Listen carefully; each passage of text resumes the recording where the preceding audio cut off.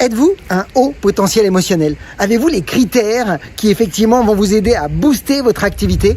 Parce que vous allez voir dans cette vidéo que d'avoir les critères des hauts potentiels émotionnels, eh bien, vont vous faciliter la tâche dans le développement de votre réseau.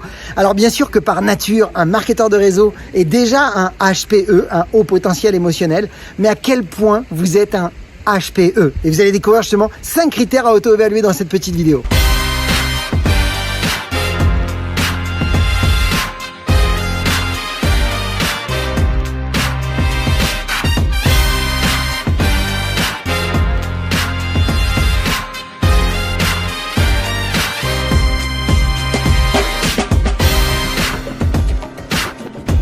Donc, bonjour à toutes et à tous, je suis Christophe Tamry, propulseur de leader et fondateur du programme Réussite MLM, qui sont dans vos programmes de coaching et de formation en marketing de réseau et à l'utilisation des médias sociaux avec votre compagnie de marketing de réseau, et bien dans le but de vous aider à révéler le leader qui est en vous.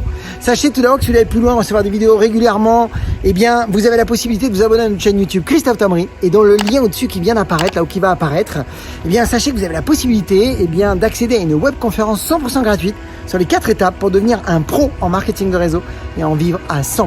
Mais encore une fois, c'est à vous de voir si vous souhaitez en savoir plus. Donc, beaucoup de marketeurs de réseau se sentent impactés par les critiques des autres, se sentent blessés lorsqu'on va plutôt dénigrer ce qu'ils font.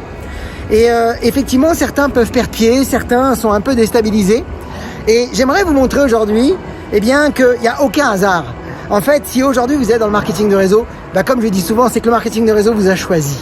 Et en réalité, de découvrir si vous êtes un HPE, un haut potentiel émotionnel, ça va vous aider. Ça va vous aider à prendre confiance en vous. Donc, on va aborder les 5 critères des HPE, 5 critères indispensables à connaître et peut-être même à améliorer.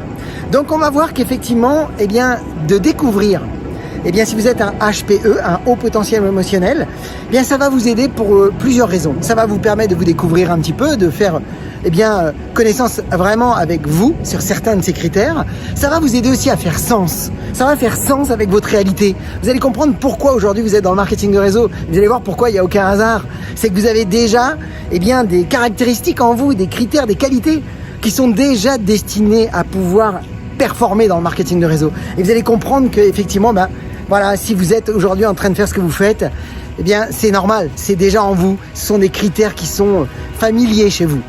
Allez, on aborde ces 5 critères. Le premier critère, mes amis, des HPE, c'est ce qu'on appelle l'honnêteté. Vous verrez que tous ceux qui ont un haut niveau, un haut potentiel émotionnel, sont très honnêtes. Pour eux, c'est important de dire la vérité, c'est important d'avoir des rapports basés sur de la clarté, sur de l'honnêteté. Et donc, évidemment que, à l'inverse, ceux qui ont tendance à, je dirais plutôt, exagérer, donner de fausses promesses, voire même répondre des choses qui sont vraiment exagérées à un point, quand on leur demande par exemple, est-ce qu'on peut gagner beaucoup d'argent? Ils vont vous dire, mais beaucoup de personnes gagnent beaucoup d'argent dans le marketing de réseau. Ils vont rendre ça comme si c'était très facile. Et cet aspect-là, évidemment qu'on est en train de s'éloigner de ce côté HPE, de ce haut potentiel émotionnel. Alors que celui qui est un vrai HPE, il a tendance plutôt à vouloir effectivement dire les choses comme elles sont. C'est-à-dire vraiment dire la réalité. Oui, effectivement, on peut gagner beaucoup d'argent, mais il va falloir bosser fort. Il y a beaucoup plus de gens qui gagnent un petit peu d'argent et quelques personnes qui gagnent beaucoup d'argent. Et ça, c'est de l'honnêteté. Et donc, à quel niveau vous êtes aujourd'hui en 90? Auto-évaluez-vous. Je vous propose maintenant sur les 5 critères, là on vient de voir le premier, sur l'honnêteté, à combien vous vous évaluez? Et j'aimerais vraiment qu'à la fin de cette vidéo, vous puissiez nous donner la moyenne de ces 5 critères pour voir où vous en êtes, en sachant que, mes amis, si vous êtes entre 6 et 10, c'est génial. Donc, deuxième critère, maintenant qu'on a vu l'honnêteté, c'est l'empathie. Les hauts potentiels émotionnels ont beaucoup d'empathie. Alors l'empathie, c'est quoi? C'est vraiment celui qui a un haut potentiel émotionnel va avoir tendance à très vite se connecter avec les autres. Il va chercher à comprendre l'autre. Il va chercher à repérer la façon dont le prospect va bouger, ses mains, comment il va parler, comment il va s'exprimer, quelles sont les émotions qui vont se dégager. Et puis, il va développer une écoute active, une écoute dans l'objectif d'écouter pour comprendre.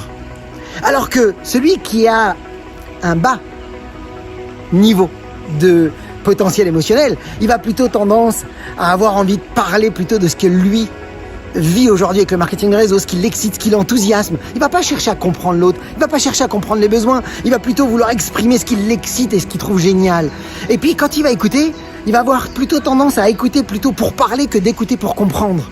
Il est déjà dans la tête en train de penser à ce qu'il va dire. Alors que si vous avez de l'empathie, vous allez vraiment développer ce haut potentiel émotionnel. Donc ça fait partie de ces critères. Troisième critère, mes amis.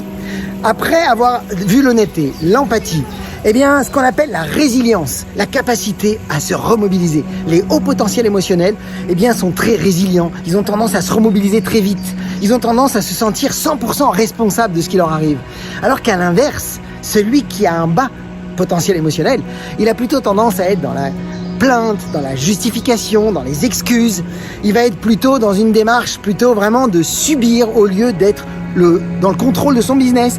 Il va avoir tendance peut-être à rester longtemps bien dans une situation bloquante, à se ressasser les choses. Alors que le haut potentiel émotionnel, lui, il sait que ce n'est pas une histoire d'émotion, c'est une histoire de temps qui va faire le succès. Combien de temps je vais rester dans mes émotions négatives?